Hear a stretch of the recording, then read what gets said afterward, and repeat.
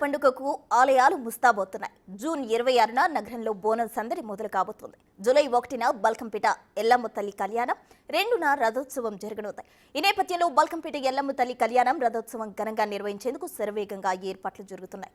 ఆలయంలో colouring, painting పనులు చివరి దశలో ఉన్నట్టు ఆలయ ఈవో మహేందర్ గౌడ్ తెలిపారు. గత ఏడాది 1,50,000 మందికి పైగా భక్తులు వచ్చారన్నారు. మరింత సమాచారం మా ప్రతినిధి అంజుమా అందిస్తారు.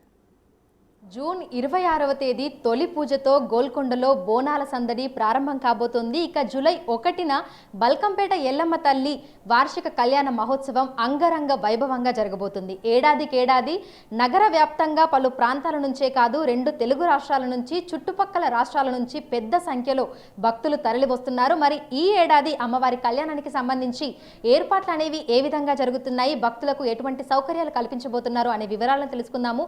మనతో పాటు ఆలయ ఈవో మహేందర్ గౌడ్ గారు ఉన్నారు. మిగతా విషయాలను ఆయన మాటల్లోనే అడిగి తెలుసుకుందాము. నమస్తే సార్.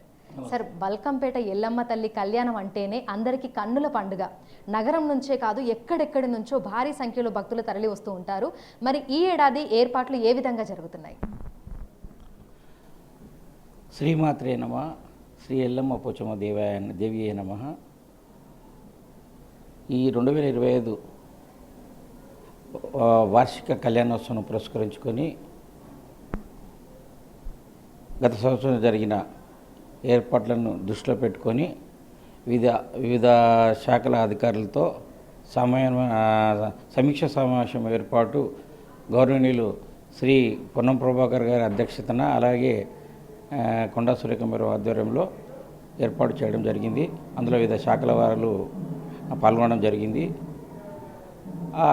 వివిధ డిపార్ట్మెంట్ వారు గతంలో జరిగిన విషయమై వాళ్ళ ద్వారా సమాచారం సేకరిస్తూ ఈ సంవత్సరంలో ఏమేమి చేయాల్సిందనే విషయమై వాళ్ళకు సూచనలు, సలహాలు ఇవ్వడం జరిగింది.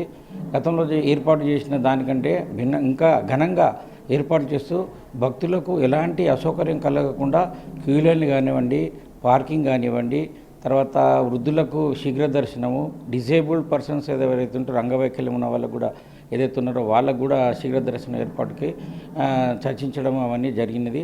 ఉచిత ప్రసాదం పంపిణీ ఇవన్నీ కూడా జరిగినది. ఈ సమీక్ష సమావేశం రెండు దఫాలుగా జరిగినది. ఒకటేమో 16వ తారీఖు ఉదయం, మళ్ళీ 16వ తారీఖు సాయంకాలము మళ్ళీ అధికారులతో, మన ప్రిన్సిపల్ సెక్రటరీ మేడం గారి ఆధ్వర్యంలో మిగతా అధికారులతో సమీక్ష సమావేశం ఏర్పడడం జరిగింది. అందులో కూడా మేడం గారు ఏదైతే సూచించినారో దాన్ని చూసా తప్పకుండా పాటిస్తూ మేము అన్ని ఏర్పాట్లు చేయడం జరిగింది. భక్తులకు ఎలాంటి ఇబ్బందులు లేకుండా ఆ అమ్మ మాకు ఆశీర్వదిస్తూ చేసుకోవడానికి అవకాశం కల్పించాలని కోరుకుంటున్నాను. గత ఏడాది ఎంతమంది భక్తులు అమ్మవారిని దర్శనం చేసుకున్నారు, కళ్యాణానికి హాజరయ్యారు? ఈ ఏడాది ఎంతమంది భక్తులు వస్తారని అంచనా వేస్తున్నారు? అంటే గత సంవత్సరం నేను ఈ మధ్యనే ఛార్జ్ తీసుకోవడం జరిగింది. 4 రోజులైంది నేను ఛార్జ్ తీసుకోవడం. నాకు తెలిసిన సమాచారం బట్టి గత సంవత్సరం కళ్యాణంలో 250 మంది దాకా దంపతులు కూర్చున్నారనే సమాచారం తెలియవచ్చింది.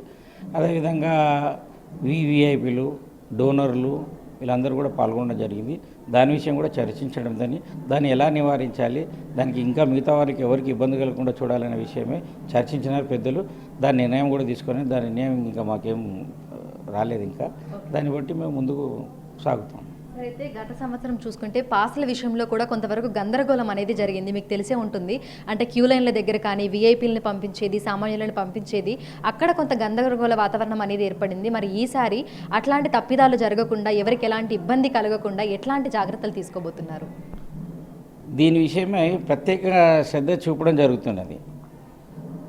ఫస్ట్ ప్రయారిటీగా ఏదైతే వివిధ శాఖల వారు సమీక్షా సమావేశం ఇచ్చేసినారో అందులో ఈ పోలీస్ శాఖ వారితో ప్రయారిటీ ఇచ్చుకుంటూ వాళ్ళతో సమన్వయం చేసుకుంటూ ఒకసారి రూట్ మ్యాప్ కూడా చేశాము.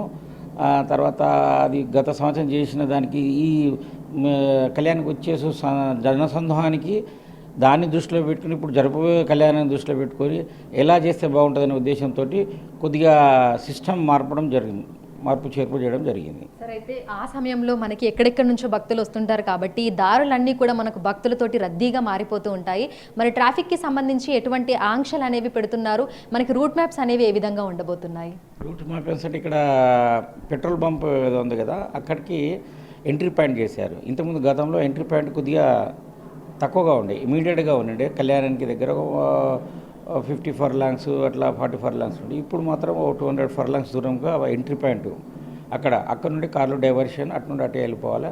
దానికి ప్రత్యామ్నాయంగా 3 విభాగాలుగా విభజించారు. అట్లా తీసుకెళ్ళి వీళ్ళని వివిఐపీలని, తర్వాత డోనర్స్ని, తర్వాత వీళ్ళని ఇంకా శివశాస్త్రుల్లో కూడా ప్రత్యేకంగా ఈరోజు మన కమిషనరేట్లో ప్రిన్సిపల్ సెక్రటరీ మేడం ఆధ్వర్యంలో మిగతా ప్రిన్సిపల్ సెక్రటరీ మేడం అలాగే మా గౌరవ కమిషనర్ గారి సమక్షంలో శివశాస్త్రులతోటి సమన్వయ సమావేశం ఏర్పాటు చేశారు.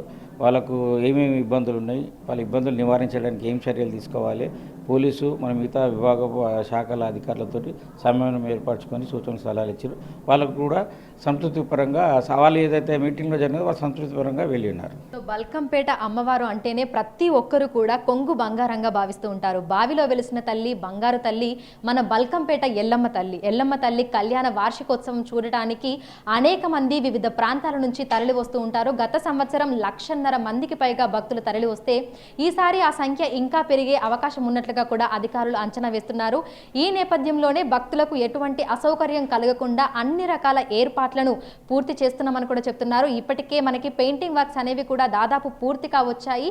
ఇక క్యూ లైన్లు, వాటర్, అదేవిధంగా ఎలక్ట్రిసిటీ, మెడికల్ వీటన్నింటిని కూడా దృష్టిలో ఉంచుకొని తగు జాగ్రత్తలు తీసుకుంటున్నామని, ఈసారి భక్తులకు ఎటువంటి అసౌకర్యం కలగకుండా ఏర్పాట్లన్నీ కూడా పూర్తి చేస్తున్నట్లుగా మనకు ఆలయ ఈవో తెలపడం జరిగింది.